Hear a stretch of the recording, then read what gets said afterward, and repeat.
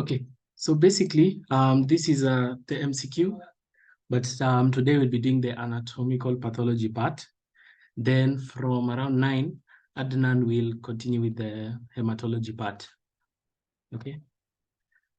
So let's start. So you'll notice it will be very interactive. So I hope you're close to the chat. If you have any questions, just ask. Any response, just put it on the chat. Okay. A 29-year-old male gives a history of headaches for the last 3 months. He suddenly has a seizure. A CT scan reveals a periventricular mass, which is biopsied. Histology reveals B-cell lymphoma. Which underlying condition is he most likely to have? So, this question, first thing we have to break down the question. Histology reveals a B-cell lymphoma. So we have to ask ourselves, what are the B-cell lymphomas? I hope you remember them. The non-Hodgkin's lymphomas, we have the neoplasms of the B-cell and neoplasms of the T-cell, isn't it? For the B-cell, you can write on the chat, which ones do you remember? I can start. We have Burkitt's. We have DLBL, diffuse large B-cell lymphoma. Type more on the chat.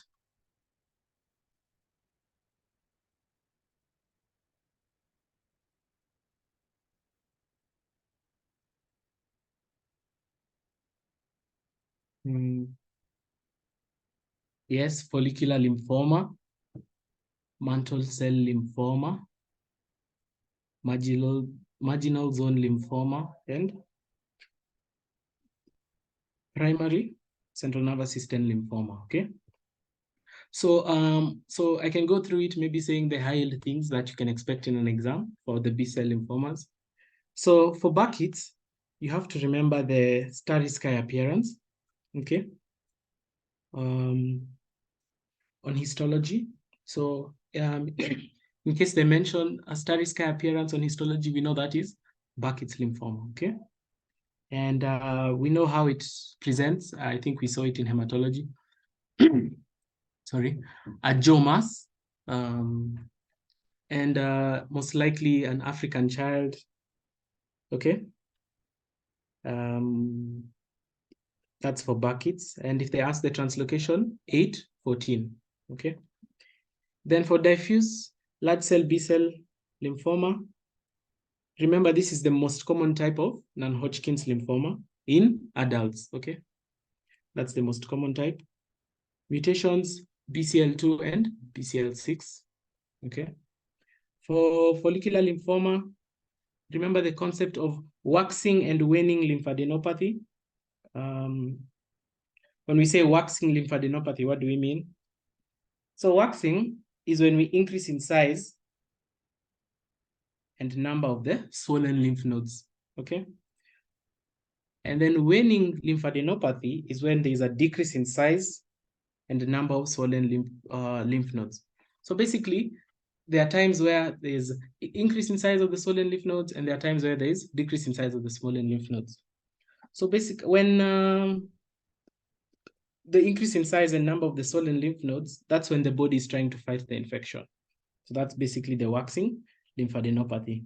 So in case they mention, they give you a history and then they tell you there was, okay, they won't say waxing and waning, but they'll say there are periods of increase in size or decrease in size of the lymphadenopathy. You know that is follicular lymphoma, okay?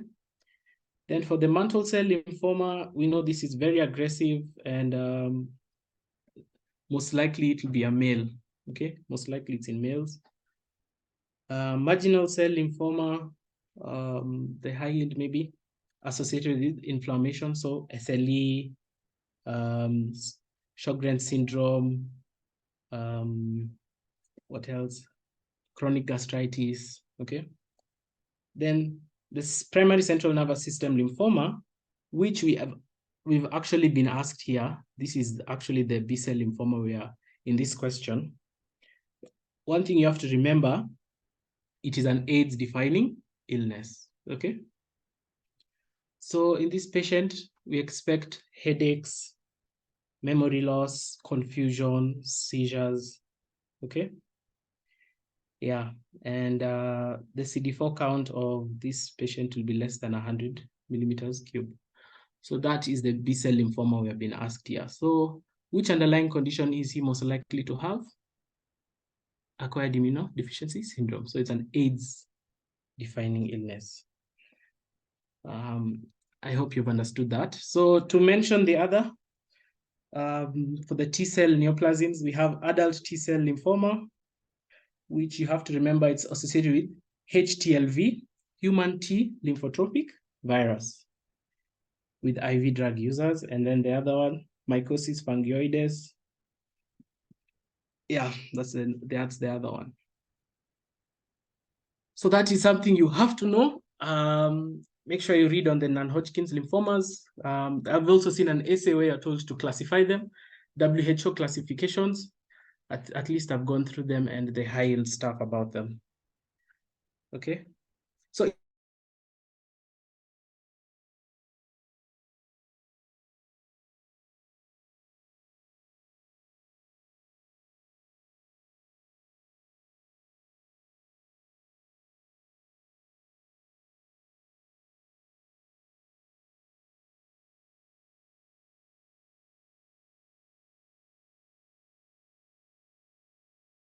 about this concept, how you get to the answer. So what is hypertension?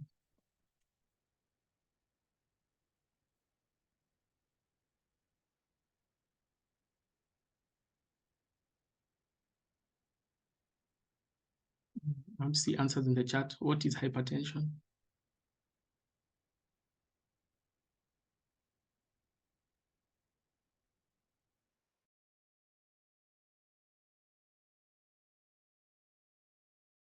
Okay, so I'm seeing someone has said pressure is greater than 140/90.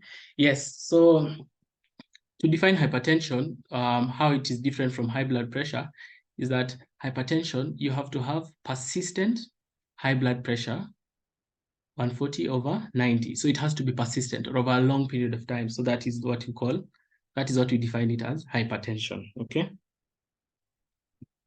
So that is hypertension. And if you are to see here, are there any signs of hypertension in this patient? So that's how you'll eliminate hypertension, okay? So diabetes mellitus, defining it, it's a metabolic disorder characterized by chronic hyperglycemia. So in this patient, are there anything to suggest the underlying condition is diabetes? No. For TB, maybe you'd think TB meningitis. TB meningitis. But for TB meningitis, okay, you might have a seizure, yes, but the classic triad is fever, headache, and neck stiffness, which the patient does not have. So yeah, and plus you don't take a biopsy for tuberculosis, so that is TB meningitis with culture, and then maybe we'd see the gram-negative diplococci, the Neisseria meningitidis, okay? So that's for TB. So that's how you eliminate TB. And then multiple sclerosis. So you have to ask yourself, what is multiple sclerosis? So multiple sclerosis is an autoimmune disease. So we have inflammation and demyelination of the CNS, okay? So the brain and the spinal cord. So basically we lead to sensory, motor, and cognitive issues. So for multiple sclerosis, the most high thing you'd want to know is there's loss of oligodendrocytes and they form plaques. So maybe if I show you how the plaques look like.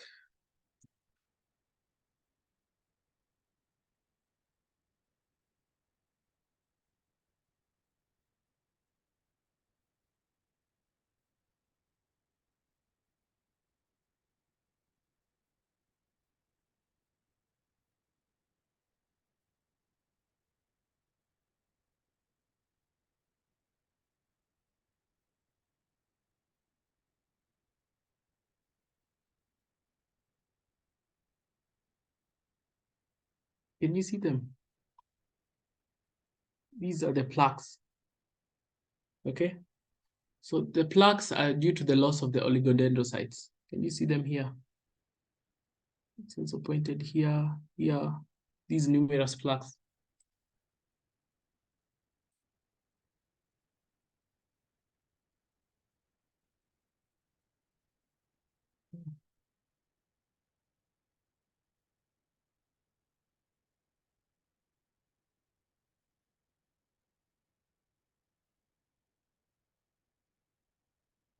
Sorry, let me.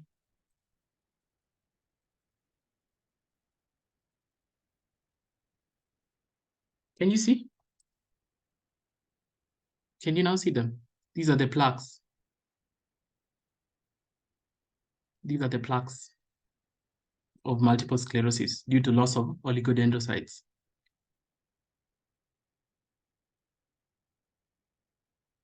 Okay. Yeah. Okay, that's the high thing you have to know.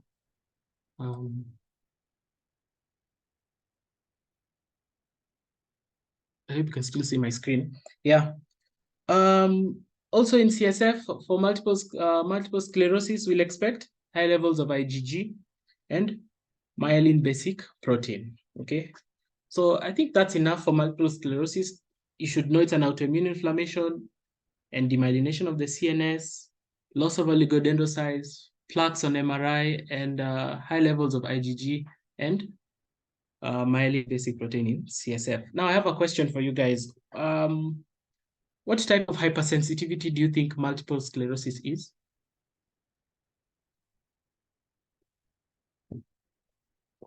Type on the chart.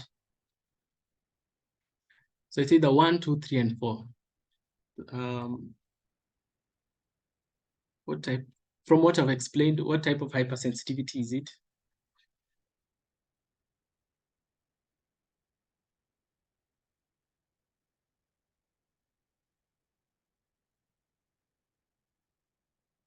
I'm seeing 4, 4, 4. Yeah. So yeah, it is type 4 hypersensitivity. Why? Because as I've mentioned, it is autoimmune, so it has to be T-cell mediated. Yeah. So I hope I've given you the breakdown. So in case you didn't know about the B-cell lymphomas and the fact that the primary central nervous system lymphoma is AIDS associated, at least you could have eliminated and still got the answer. So I hope that's clear. We go to number 3. A 40-year-old female with swelling on the back for 4 months. At FNA has thick amorphous material aspirated. X-ray showed vertebral collapse. The likely microscopic finding will be. So first of all, we have to know what diagnosis is this before we think of the microscopic finding. For here, think about swelling at the back and vertebral collapse. It gives away that this is Pott's disease. So Pott disease, which is, or they call it vertebral tuberculosis. Basically what happens is there's hematogenous dissemination of the TB to the vertebral bodies. Okay, so this is following primary TB. Then it will spread via the blood to the vertebral bodies. So infection will occur from the vertebral bodies, then it will spread. So from the bodies, it goes to the disc. Then in the disc is now what will cause the destruction and the collapse. So that's why we're saying here X-ray showed vertebral collapse. So that's the pathophysiology of POTS. That's also a very high yield point because I remember in our sport, they brought a spine and you could see that that's Pott disease. And then they ask there how it spread. So you have to remember it is hematogenous. Okay, so that is very, very high yield. And then for the common sites, we have to remember it's the thoracic and the lumbar. Yeah. So now let's think about the microscopic. So microscopically, what will we see? So let's start with choice A, which is the answer: epithelial cells and multinuclear giant cells. Okay, so what does this mean? So this, when we say epithelial cells and multinucleated giant cells, think about granuloma formation. So last year when we were taught about granulomatous inflammation, okay, that was the characteristic, the giant cells. Okay, so you'll see in conditions granulomatous inflammation, you know, TB, sarcoidosis, histoplasmosis, cat scratch disease, you know, those are the conditions associated with granulomatous inflammation. Yeah. So basically, these epithelial cells are the activated macrophages, and the giant cells, epithelial cells are the activated macrophage, and the multinuclear giant cells are for granulomatous inflammation. So I think that's the explanation. So you have to know the condition, which is Pott's disease, then you remember TB is associated with granulomatous inflammation, then the exact number, the microscopic finding. So this is like a three-way question. Yeah. So I hope that's clear. We go to number 10. Yeah. Okay. A middle-aged man is found dead at home. At postmortem, he's found to have cardiomegaly of 500 grams. Both kidneys had of normal weight and smooth capsular surface. The capsule peeled off easily. The correct statement regarding his disease is. So before we even attempt this question, what is the normal weight of a middle-aged man of the heart? What is the normal weight of a middle-aged man's heart? Can I get answers in the chat?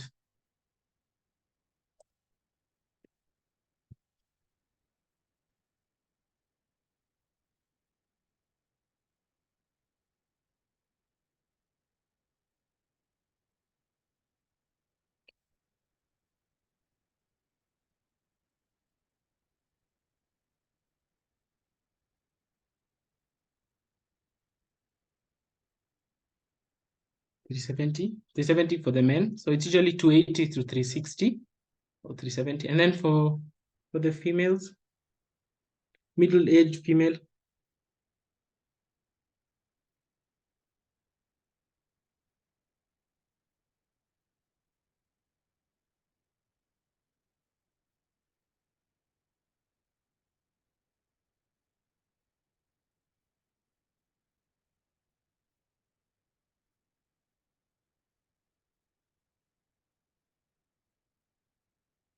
middle-aged female, 280. Yeah. So female is usually 222 to 90. Yeah. Yeah, that's okay.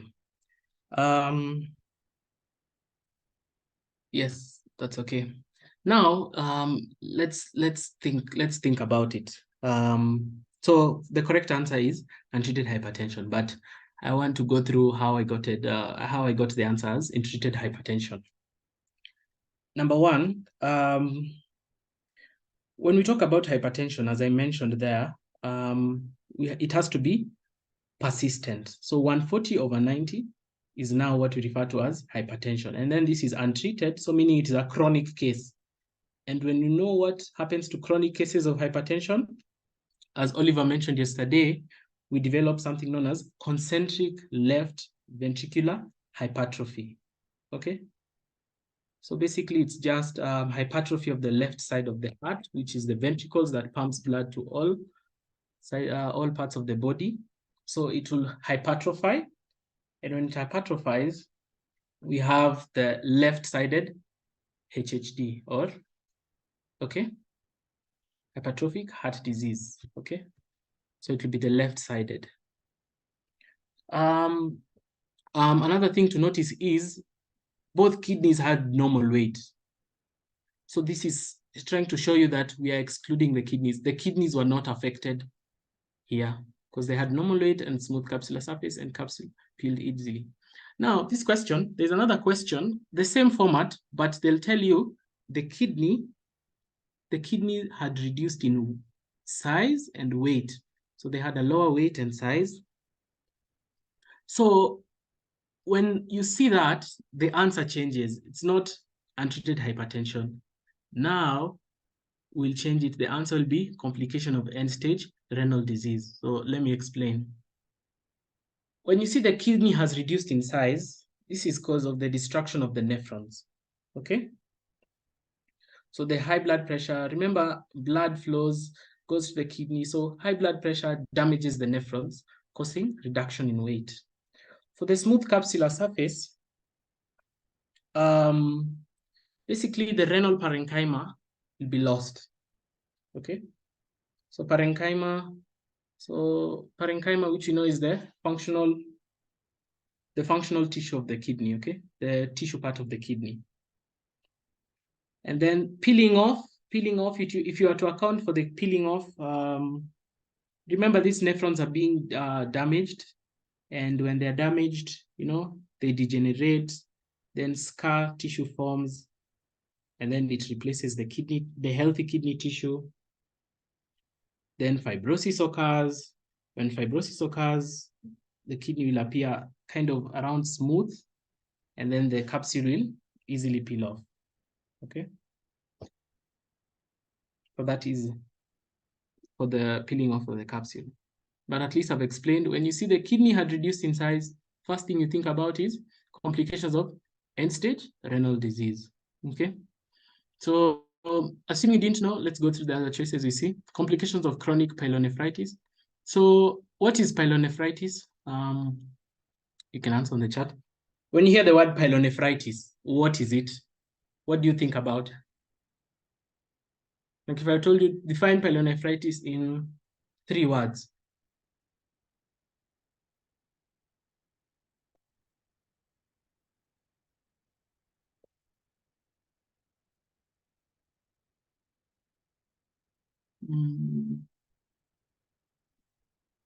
I want to see the chat. Let's be active. Define pyelonephritis in 3 words. Inflammation, yes, of renal. Kali says, someone is saying inflammation of the nephrons. Okay, so pyelonephritis. So the definition is in the word pyelo. So pyelo means pelvis. Nephr means kidney. And then itis, we know itis. When you hear the word itis, we know that is inflammation, okay? So when I say pyelo, when I say pelvis, I don't mean, excuse me. When I say pelvis, I don't mean like the bony pelvis. I'm meaning the pelvis of the kidney. If you can remember your anatomy, the pelvis of the kidney. So it's inflammation of the kidney's pelvis. That's the definition in 3 words. Okay, so pyelonephritis or inflammation of the renal pelvis. So for pyelonephritis, we know they're divided into acute and chronic. So what's the difference? Acute, first of all, the pathogenesis of pyelonephritis is you have to have a bacterial infection, okay? So normally what occurs is you have a bacterial infection on the lower urinary tract, so the urethra and the bowel. Then these bacteria ascend upwards to the ureter and the kidney, leading to inflammation. So picture this, we have the kidney, then the ureter flowing to the bowel or the bladder. Sorry, I'm saying bowel, I meant bladder. Then from the bladder, the urethra. So this is an ascending UTI infection from the urethra and the bladder to the ureter and the kidney. Okay, so that is acute. And so urinary tract infection is the most common cause of ascending UTI. So for chronic, so what's the difference with chronic? For chronic, basically it's many episodes of the acute pyelonephritis is now what we refer to as chronic pyelonephritis. Okay. And then in case a question comes for pyelonephritis, the giveaway will be flank pain. They call it costal vertebral angle tenderness. I think I can show you here. Costal vertebral angle tenderness. Here's a picture. Basically, it's back pain. Yeah, here. Are you seeing where this lady is holding? There. That is where the costal vertebral angle tenderness is. Basically, where the kidneys are.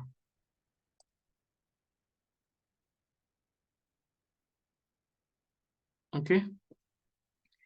Yeah, that's usually the giveaway. So obviously, because there is also a bacterial infection, you expect fever, you know, maybe nausea, vomiting, chills. Yeah. So that is usually the giveaway, or in case you have a question on pyelonephritis. For chronic, at least I've explained. So if you have recurrent infections of acute, you get chronic pyelonephritis. Yeah. For clinical chemistry, if I was to integrate clinical chemistry, what would you expect in the urine of such a patient with pyelonephritis? For example, like a clinical chemistry question, you'd be told a urinalysis was done. What would you expect? And see on the chart.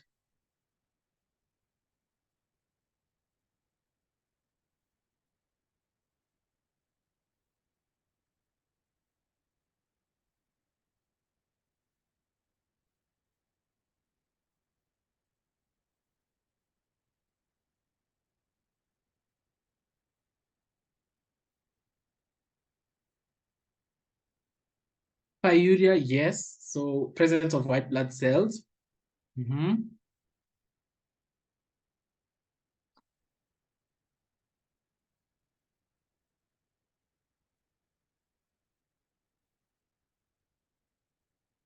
Microscopic hematuria. Yes, so that is after destruction of the, so chronic, most likely that would be in chronic pyelonephritis. Yes, so the red blood cells, they want to be filtered out, so they'll come, enter, and they'll be in the urine ahead. Remember, this is an infection, so leukocytosis. So leukocytosis, but that will be in blood, so you'll have high leukocyte count. Yeah, you can also find WBC casts, okay, in urine. Yeah.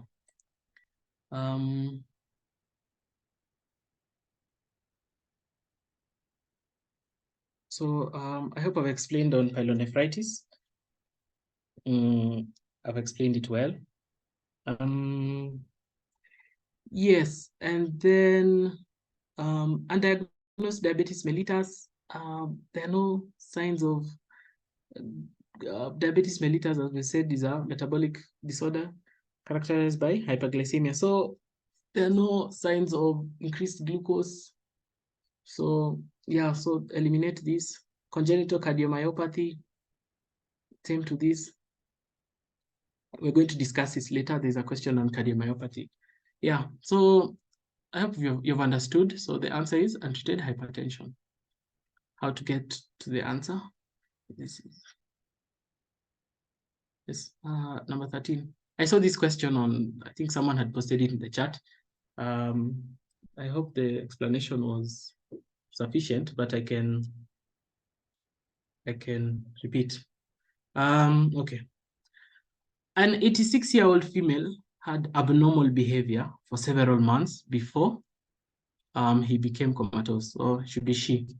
She became comatose. While in hospital, she was noted to have a large heart, so cardiomegaly. She developed arrhythmia and died. At autopsy, she had a grade 4 atherosclerosis of abdominal aorta and blood within the media. this is what is the likely cause of abnormal behavior.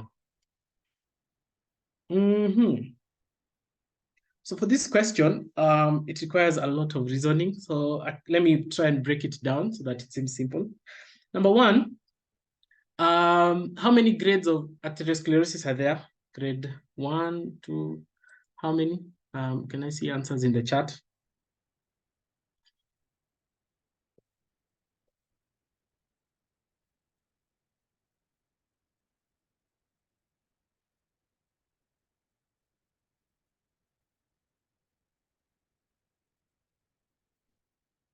Six, yes. So there's grade 1, 2, 3, 4, 5, and 6. We were taught this back last year, so you can understand if you've forgotten, but yeah.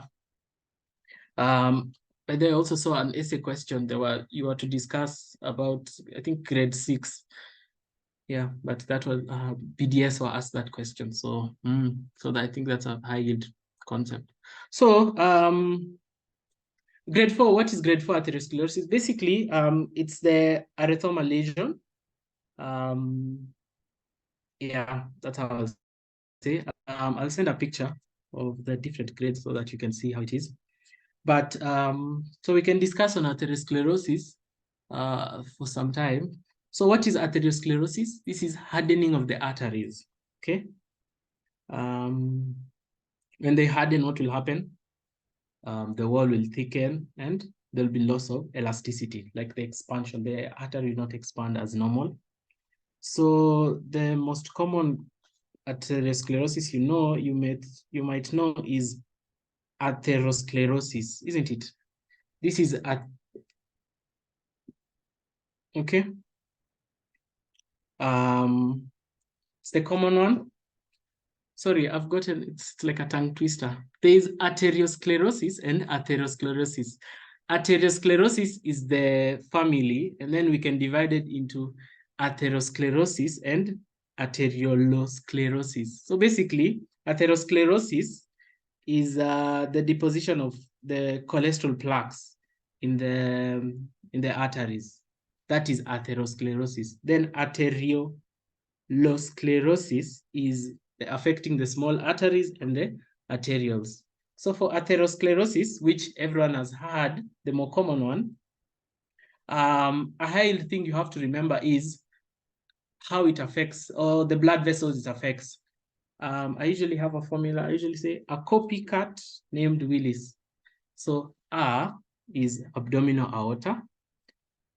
Copy, so co is the coronary artery. Copy, so the P in copy is popliteal artery. Then cat, the CA is carotid artery. And then Willis, the circle of Willis is the last one. That's a very high, you should know that. So a copycat name Willis, abdominal aorta, coronary artery, popliteal artery, carotid artery, and circle of Willis. Can someone write that on the chat so that you can note that? Okay, so for atherosclerosis, as I've said, deposition of cholesterol plaques. Yeah, so you can imagine if you're depositing cholesterol plaques on the artery, what will happen? The artery will steno, so narrow.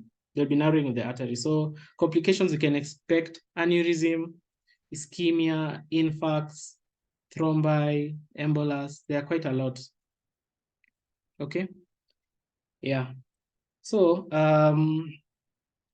at least you've understood on atherosclerosis.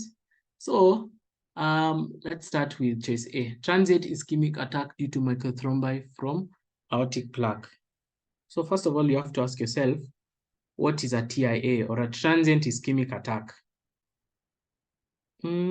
Basically, a TIA is a stroke, but the difference between it's a stroke is it's a type of stroke, but they usually define it as a stroke, an ischemic stroke, if the symptoms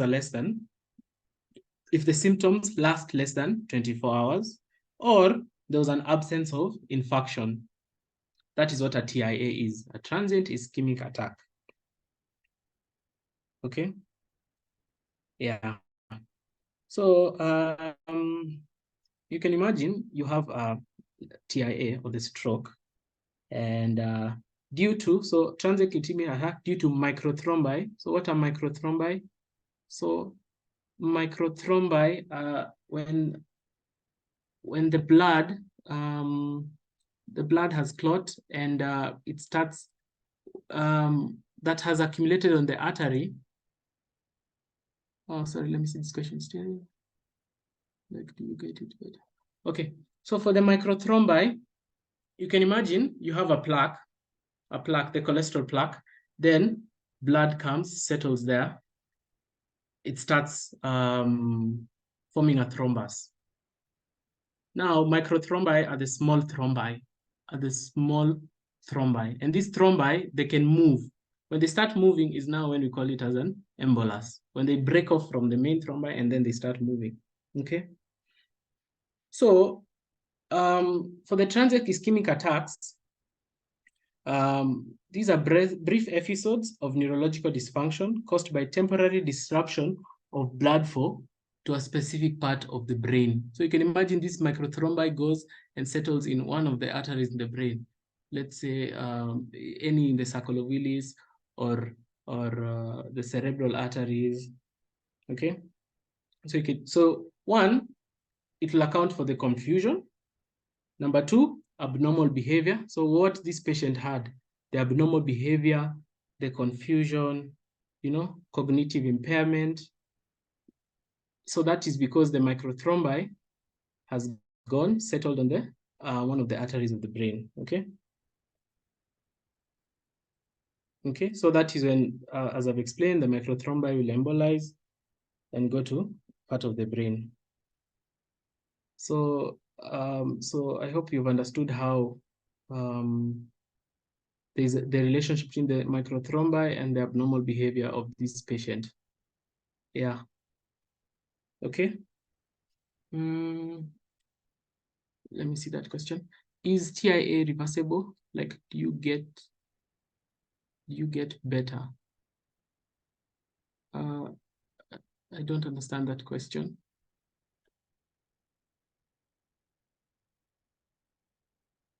After to diagnose TIA, or I don't understand. Hey, CC, can you like elaborate on your question further?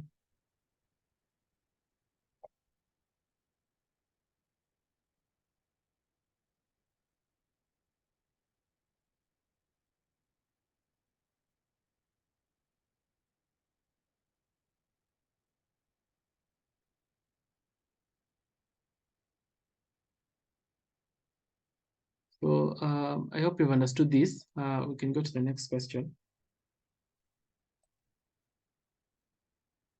Like symptoms reverse.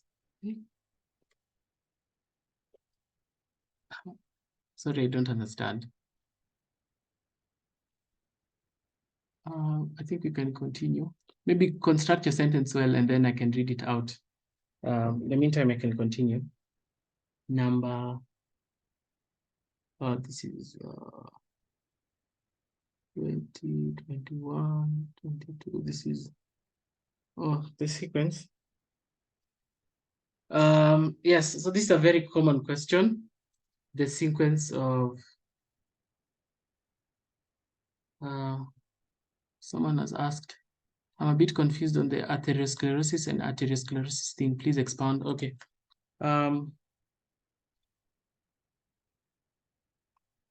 Okay, let me explain on the atherosclerosis and arteriosclerosis. Okay. Arteriosclerosis is the family. Arteriosclerosis is hardening of the arteries. And when you harden the arteries, you're thickening the wall. The artery wall becomes thick and they lose the elasticity. Now, in arteriosclerosis, it can be divided into three. One, atherosclerosis, which is the common one, which everybody has had, the deposition of the cholesterol plaques in the walls of the artery. That's the common one. And then next one is arteriolosclerosis. Arteriolosclerosis is the one that affects the small arteries and the arterioles, okay? Yes. And then there's a third one, but this one is not that common. It's known as Mockenberg sclerosis, or just medial calcified sclerosis. So I hope you've understood. Yes, arteriosclerosis is specific to the arterioles. Atherosclerosis is build-up of the plaques. Yeah, so I hope you've understood that. So I can continue. The correct sequence of events in the following disease process is, so for this one, this is a very common question. Easy if you understand. So the first thing is, you can't start with cirrhosis. Never. Cirrhosis has never been the first thing. Yeah. There should be a cause. So number one, you have to start with alcoholism. Most likely chronic alcoholism. When chronic alcoholism occurs, chronic hepatitis. What is hepatitis? Hepatitis. So this is hepatite. Hepatite means liver, then itis is inflammation. So inflammation of the liver.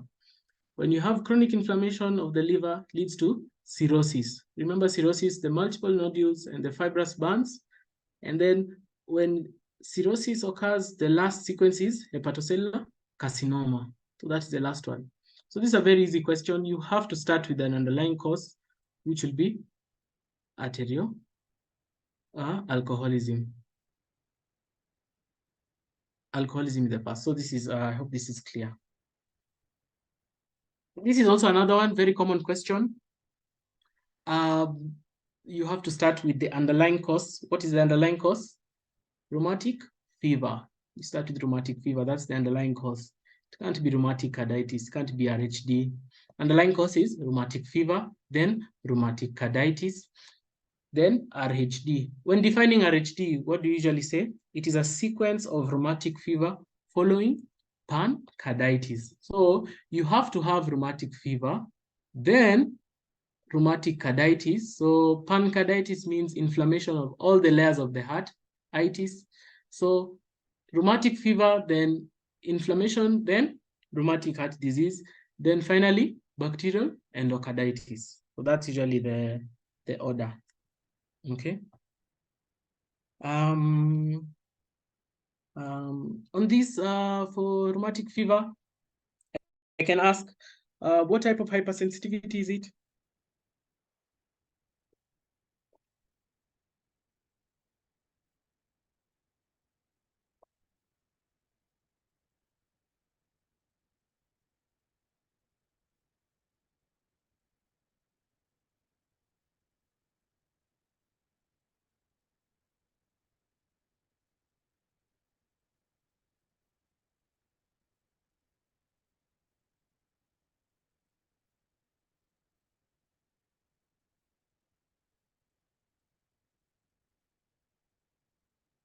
I'm seeing two.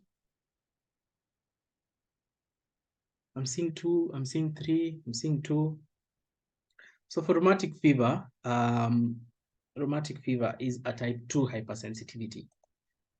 Type 2, not 3. So maybe I can give a brief explanation. How do we classify type 2? Cytotoxic, and it's antigen and antibody mediated.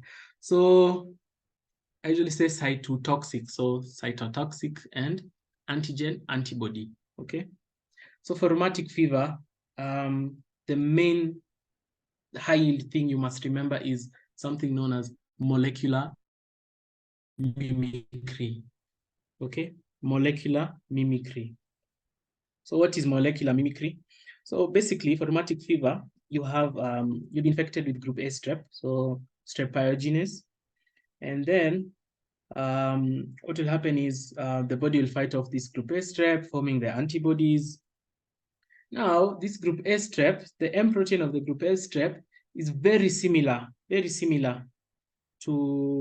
the valves of our heart. Okay, so now that is where the immune system will be confused. Okay, now it will start targeting so basically the self-antigens, okay? So now that is now the concept of molecular mimicry. It was targeting the M protein of the strep pyogenes, but because they are very similar to the ones of the valves, it will start targeting it, okay? So when it starts targeting it, what will happen? There'll be inflammation, and then there'll be, the immune system will go work there. So that's why it is type 2 hypersensitivity, okay? So there's that confusion of molecular, we call it molecular mimicry.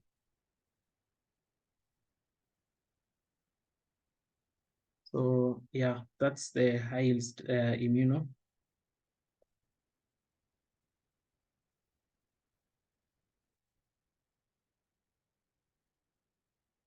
So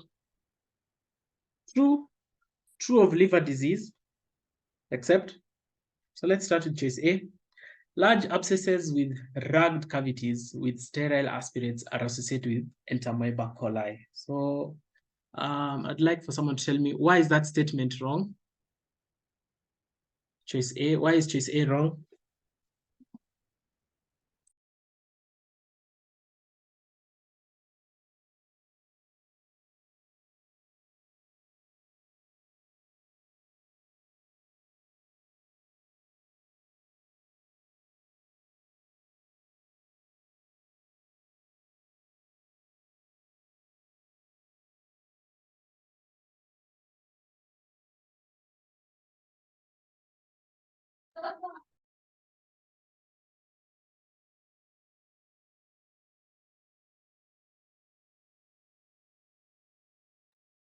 So here it is, yes, it should be Entamoeba histolytica, okay?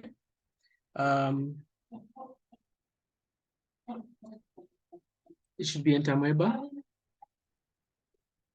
It should be Entamoeba histolytica. And then for Entamoeba histolytica, another thing also regarding spot that's high yield is, you should remember, for Entamoeba histolytica, the abscesses, they contain they call it anchovy paste or the sauce, okay? It's usually filled with necrotic, it is usually filled with necrotic tissue. So anchovy paste, I want to show you. Oh, sorry. This one, yeah, this.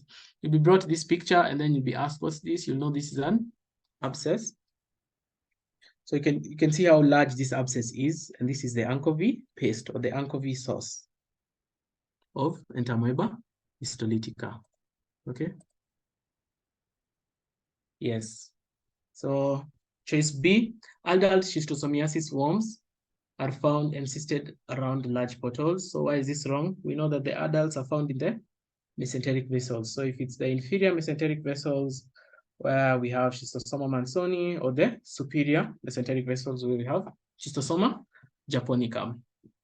Fatty change of the liver is a reversible state associated with excessive triglyceride deposition of the hepatocytes. Why is this wrong?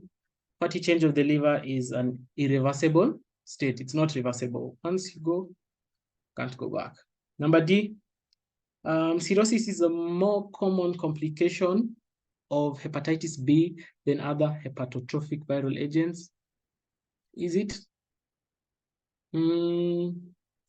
I was going through the notes and I saw hepatitis B and C, both of them they occur at 20 to 30%. So this is not true. Fulminant hepatitis is often due to drug toxicity.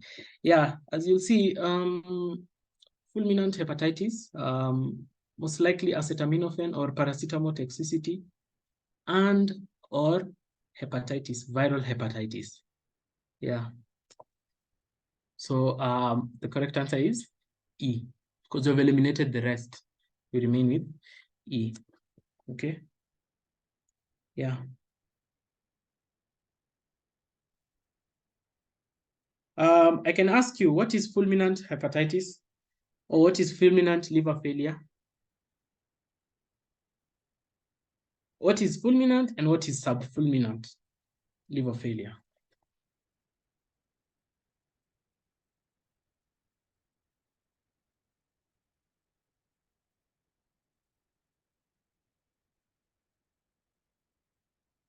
Fulminant, because there's a question that is asking that. Let me see on the chat. Less than 6 months, liver failure. For fulminant, okay, yes, I can take that as an answer, but not exactly. So there's acute liver failure. So acute liver failure, now a sub-branch of acute liver failure is fulminant liver failure. So if you are defining acute liver failure, we'd say less than or equal to 6 months. Okay. And then fulminant, it should develop within 2 weeks. And if it's sub-fulminant liver failure, develops within 3 months. So that's how you define it. So you remember fulminant, 2 weeks, sub-fulminant, 3 weeks. And then these together, all of them are in acute, which is less than or 6 months. Okay. Yeah. I think, yeah, that's all you can say for now.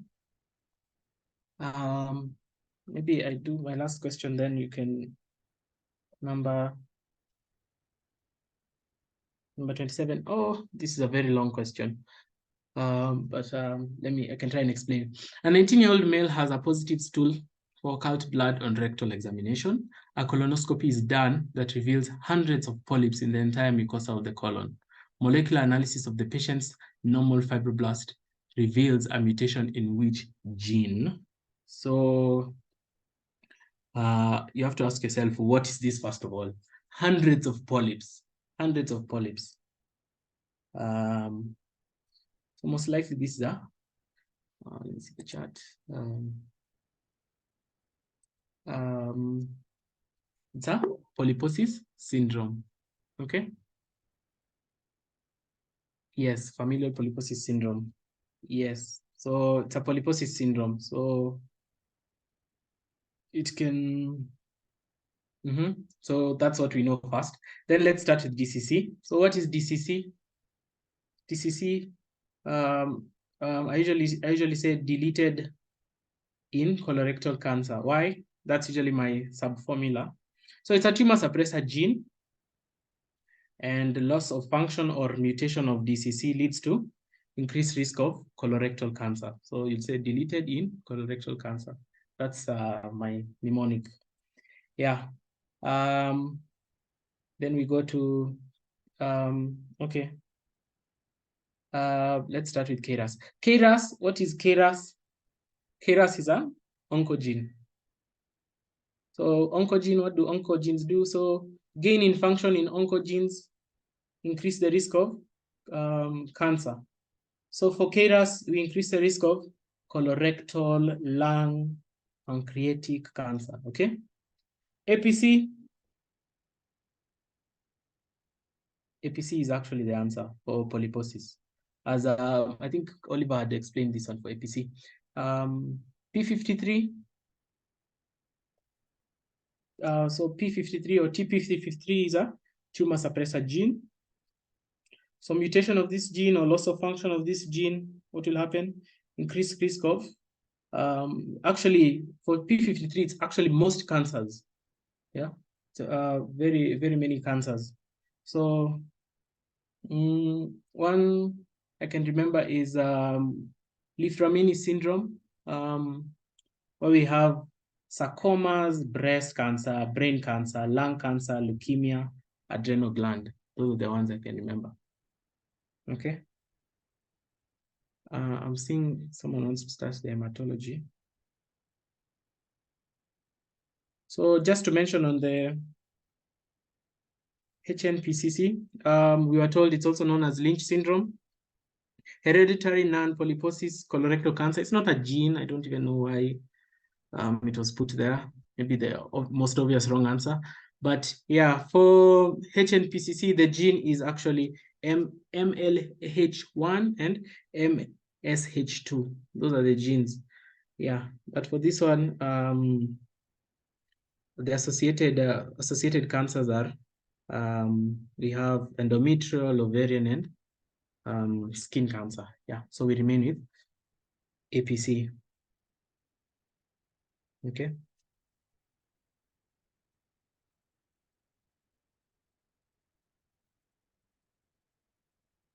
Okay, so I think I can stop.